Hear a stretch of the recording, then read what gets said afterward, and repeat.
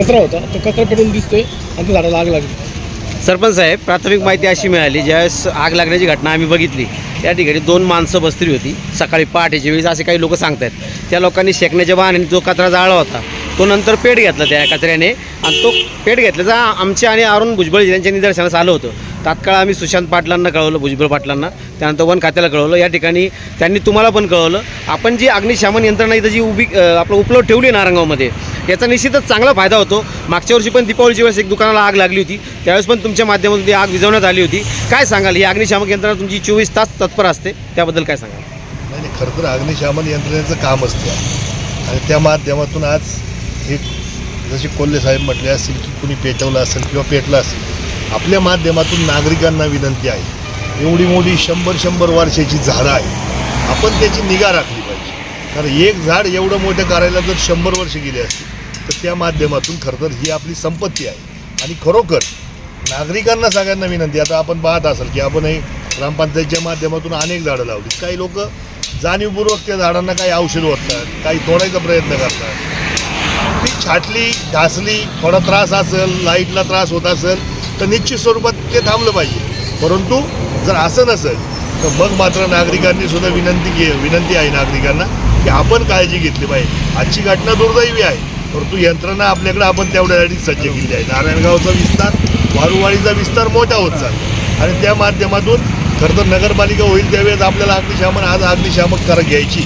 एक 50-55-60 लाखाच्या पुढं आपली ती गाडी जाते आणि त्या माध्यमातून आपण आता आपली ही तात्पुरती सोय केलेली आहे की जेणेकरून आपल्याला ही यंत्रणेचा ताबडतोब उपयोग व्हावा।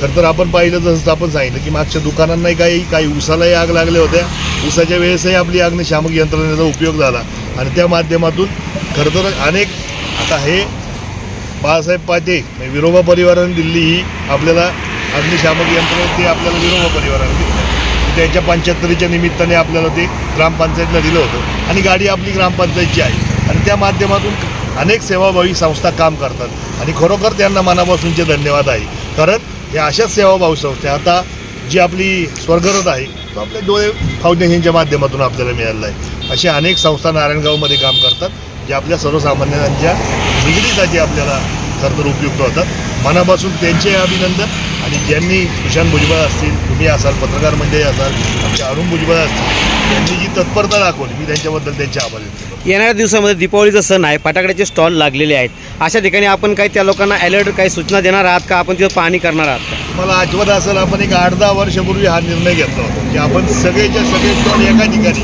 आणि वस्तीपासून लांब असावं आणि त्या माध्यमातून आपण तेव्हा जवळजवळ 8 वर्ष 10 वर्ष झाली असते आपण त्या माध्यमातून एका मैदानामध्ये जो स्टॉल ठेवतो आणि सगळ्यांना कालच मिटिंग घेतली होती खरं या सगळ्यांची की आपण सगळ्यांनी येऊन तो एकतर नियमाचं पालन केलं पाहिजे, परवानगी काढून घेतली पाहिजे आणि बिगर परवाने मी पोलिसांना सुद्धा जाईल की बिगर परवाने जे असतील त्या दुकानांवर तुम्ही कारवाई करा। कारण आम्हाला यांचं प्रांतसाहेबांचं सुद्धा पत्र आहे की तुम्ही कोणत्याही जिथं लोकवस्ती आहे किंवा दुकानदारी रहदारी आहे तिथं तुम्ही NOC देऊ नका आणि आम्ही त्या सूचनांचं निश्चित स्वरूपात पालन करू। सुशांत पाटील भुजबळ जे आहेत वारवाडीचे पोलीस पाटील, हे नेहमी अलर्ट असतात, अशा प्रकारच्या घटना झाल्या की तात्काळ ते पोहोचतात। मी मागाशीच म्हटलं ना की सुशांत पाटलांचं निश्चित स्वरूपात अभिनंदन आहे की ज्याने अशा तत्परतेने त्यांनी येऊन आपल्याला फोन करून आणि गाडी आपली पण तयार असती आणि त्या माध्यमातून आपली शिद्दत आहे ते कधी 24 तास बघा आमचा माणूस उपलब्ध आहे म्हणजे आहे आणि त्या माध्यमातून खरं तर आजचा हा मोठा विषय होणारा अनर्थ निश्चित स्वरूपात, कारण 100 वर्षाचं झाड तयार करायला पुढची 100 वर्ष लागतात।